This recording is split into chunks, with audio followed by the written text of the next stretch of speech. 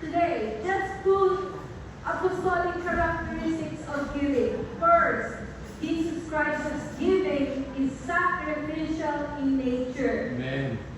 Sacrificial in nature. In Mark chapter 10, verse 45, you see, malaki ang ginawang paghahandog ng ating Panginoon.